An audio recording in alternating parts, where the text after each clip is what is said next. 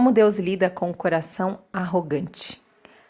Talvez você pense, eu sou uma pessoa muito respeitosa, honesta, eu também trato todos com honra e tenho a coragem de reconhecer quando eu erro e pedir perdão.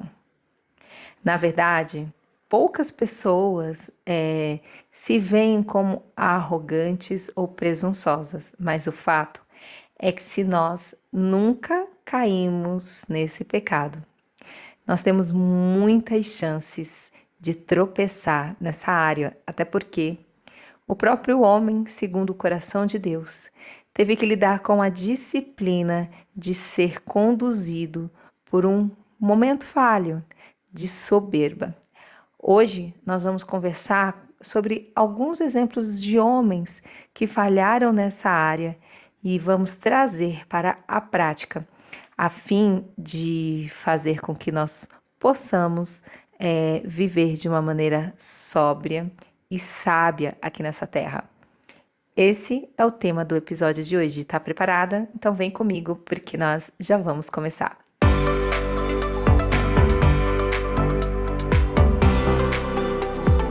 Meu nome é Thalita Alves e hoje eu quero compartilhar com você reflexões bíblicas para uma vida cristã prática vitoriosa. É importante que você se inscreva no canal no YouTube para que assim que chegar um novo vídeo você já possa se deleitar, e também no Spotify que você se inscreva e fale para mim se essa palavra ela tem tocado o teu coração. A Provérbios 16:5 diz que abominável é ao Senhor todo arrogante de coração, é evidente que não ficará impune. Eu vou repetir. Provérbios 16:5 diz: abominável é ao Senhor todo arrogante de coração, é evidente que não ficará impune. A raiz da palavra abominável significa merecedor de aversão, detestável. E o prefixo ab quer dizer afastamento, separação, enquanto o hominis diz sobre presságio, prenúncio ou má sorte. Falando de uma maneira muito clara, isso quer dizer que quando nós agimos com soberba, com arrogância, nós estamos afastando o Senhor de nós, porque para o nosso Deus isso é abominável. E aí a gente fica se perguntando assim, Thalita, em que circunstâncias eu posso ser considerada soberba?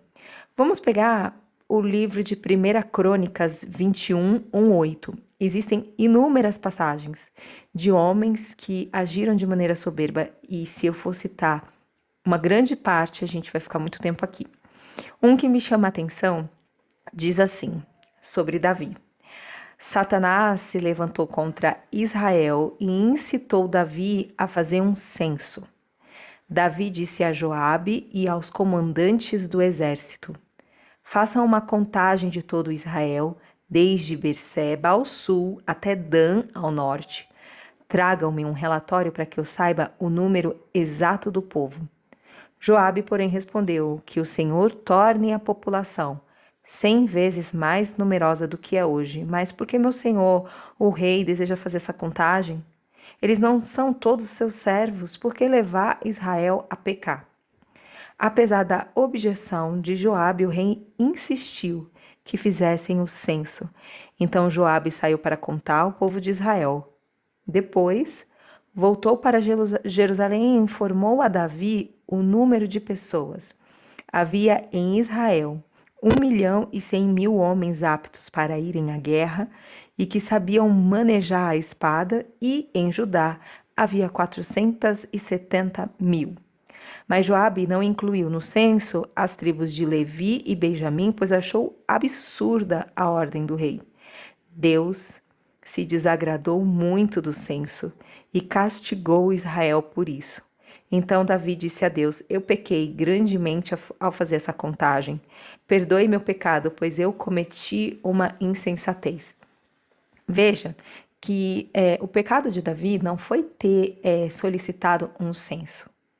O pecado dele foi que ele gostaria de saber a quantidade de pessoas que estavam sobre o poderio dele. Então, nós precisamos o tempo todo examinar o nosso coração para que a gente compreenda o porquê estamos fazendo algumas coisas na nossa vida. Será que o trabalho, né, que você tem hoje, ele é para ajudar outras pessoas ou é para que você mostre o quanto você é bom e produtivo? Será que você quer mostrar aos outros porque você teve uma infância difícil ou porque você foi abandonada e você quer mostrar para a sociedade o quanto você deu certo? Tava lembrando, né? Eu e os meus exemplos do tênis, né? Assistindo um seriado da Serena Williams no Star Plus, que agora é o Disney, né? Plus.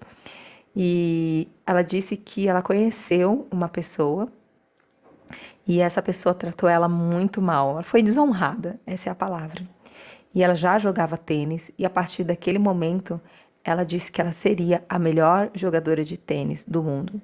Então, e ela se tornou, a gente sabe, até hoje, ela é um exemplo, né, de mulher que ganhou inúmeros grandes slams, pensando numa mulher preta, né, retinta, num ambiente de majoritariamente branco, e ela, de uma certa forma, inspira e inspirou muitas mulheres pretas a entrarem nesse esporte. E aí a gente, depois dela, tem muitas outras, né? Tem a Naomi, a gente tem mulheres, né, jovens pretas que estão aí no mundo do tênis. Mas eu citei esse exemplo para trazer você aqui um pouquinho para cá, para mim, para estar pertinho de mim, para dizer que às vezes nós empreendemos, né, uma grande obra pensando em objetivos de vanglória ou objetivos de arrogância, de prepotência. E foi assim que Davi empreendeu, né, essa investida, a ponto de o próprio servo dele, Joabe, ter a sabedoria de dizer: olha, Deus vai aumentar, peça para ele que ele vai duplicar a quantidade de pessoas que estão sob as suas ordens. Para que você vai gastar energia para fazer isso? Nós temos o exemplo de Nabucodonosor, o rei da Babilônia, e o povo de Israel que havia pecado e por conta disso passaria por uma disciplina ao ser levado cativo para esse reino. Diz que não existia outro maior, né? E que muitos povos foram subjugados a Nabucodonosor. O que acontece é que chega um determinado momento em que ele se exalta, né? Que ele se vangloria por conta de todo o império que ele havia conquistado, sem atribuir, né, a Deus todo essa honraria. E aí diz no capítulo 4 de Daniel, o rei disse: não é esta grande Babilônia que eu construí, pelo meu grande poder e para a glória da minha majestade? Então, quando ele continuava a falar, veio uma voz do céu e disse: passou de ti o reino, ó rei Nabucodonosor. Serás expulso dentre os homens, até que reconheças que o Altíssimo domina sobre os reinos dos homens e os dá a quem quer. Deus, da mesma forma como falou com Davi no censo e disse que ele seria punido, da mesma forma Nabucodonosor, ele foi punido. A gente está falando de um rei bom, né, e um rei imprudente, e que tiveram ali uma disciplina, né? E aí a gente vai voltar no versículo em que nós iniciamos, quando diz que Deus abomina o coração arrogante e que essas pessoas não ficariam impunes.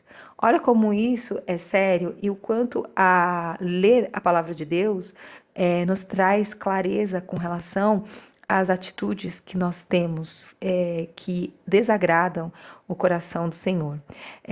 Além disso, nós temos Saul, quando ele decide oferecer holocaustos ao invés de esperar Samuel chegar. Tudo isso porque ele se vangloriava, pensando que ele teria também o aval para cumprir essa função que não era destinada para ele. E Samuel diz assim: porventura, sendo tu pequeno aos teus próprios olhos, não foste feito cabeça das tribos de Israel? É interessante que quando nós começamos pequeno, a gente começa a conversar com Deus, quem sou eu, né? Eu sou da tribo de Benjamim, sou o menor da minha casa, não sei falar, sou inculto, né? E aí, de repente, quando Deus vai abrindo as oportunidades pra gente, né? E Ele vai nos dando a vitória, parece que a gente esquece da onde nós viemos, quanto nós recebíamos de salário, esquecemos da nossa família, das nossas raízes, da onde nós fomos tiradas, e aí a gente tem um coração soberbo. Tivemos assim outros reis, né, como o rei Uzias, que acabou se corrompendo e se exaltou para a sua ruína, inclusive ele foi ferido de lepra. E a gente tem o exemplo do rei Ezequias, não sei se vocês lembram, que está contido lá em 2 Reis 20 e também em Isaías 39, quando fala que Ezequias, ele foi um rei muito bom, e quando ele recebe, por meio de Isaías, eu citei Isaías 39, né, na verdade, Isaías chega para ele e diz assim: olha, você vai morrer. E ele conversa com Deus e fala: eu fui um bom rei. Atenta para o meu passado, né? O quanto eu honrei o teu nome, e Deus dá para ele mais 15 anos de vida. O que acontece é que depois de um tempo, lá no versículo 12, diz assim: naquele tempo enviou Berodaque Baladã, filho de Baladã, rei da Babilônia, cartas e um presente a Ezequias, porque ouvira que estivera doente. E Ezequias lhes deu ouvidos e lhe mostrou toda a casa do seu tesouro, a prata, o ouro, as especiarias e o ouro fino, e toda a sua casa de armas, e tudo quanto se achava nos seus tesouros. E não houve coisa que Ezequias não lhes mostrasse em sua casa e em todo o seu domínio. Então o profeta Isaías veio ao rei Ezequias e lhe disse: que disseram aqueles homens? E de onde vieram a ti? E disse Ezequias: de uma terra distante vieram, da Babilônia. E disse ele: que viram em tua casa? Disse Ezequias: tudo quanto há em minha casa viram.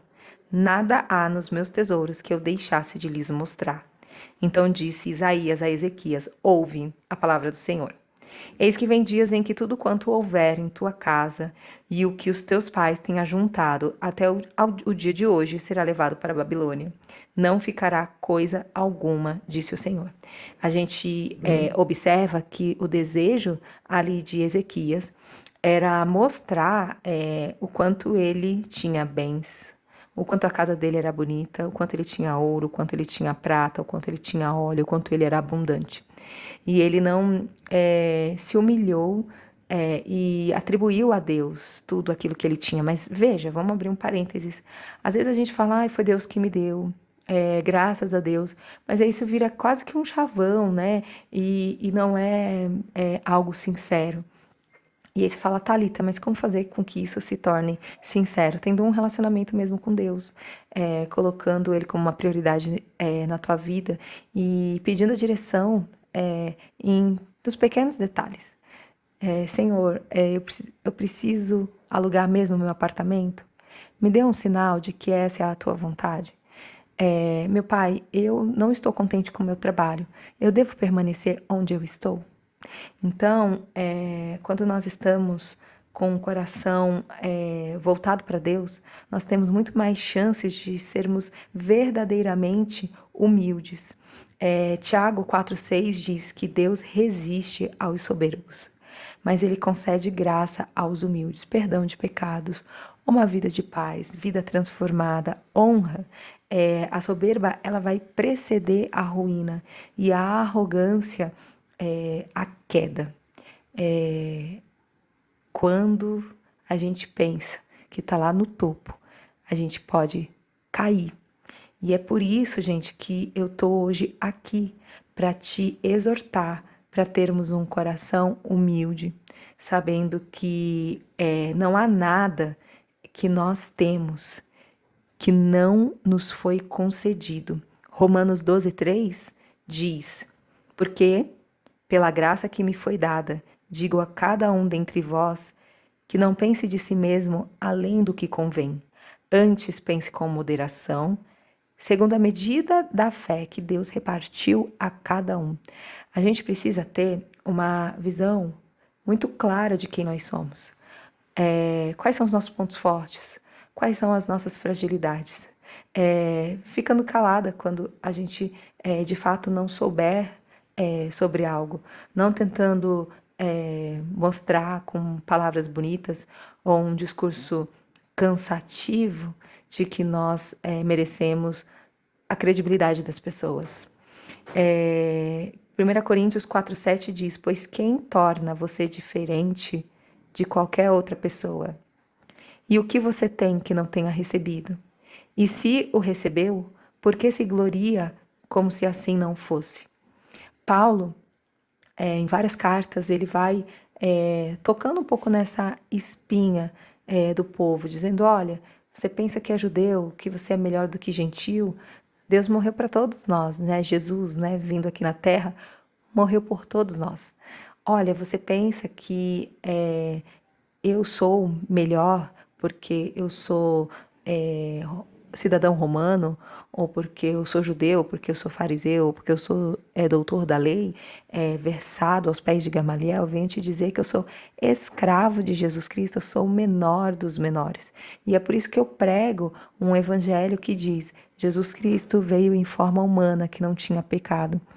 Ele morreu com o sangue dele derramado, nos deu uma vida nova, e ele pede que a gente possa agir com humildade, se humilhando e reconhecendo quem nós somos, reconhecendo a nossa pequenez, reconhecendo a nossa soberba, reconhecendo as nossas fragilidades, reconhecendo que nós somos infiéis, falhos, e que não há nada de bom em nós, mas que Jesus Cristo já cumpriu e já fez, né, se fez pecador por nós, para que fôssemos justificadas e tivéssemos a vida eterna.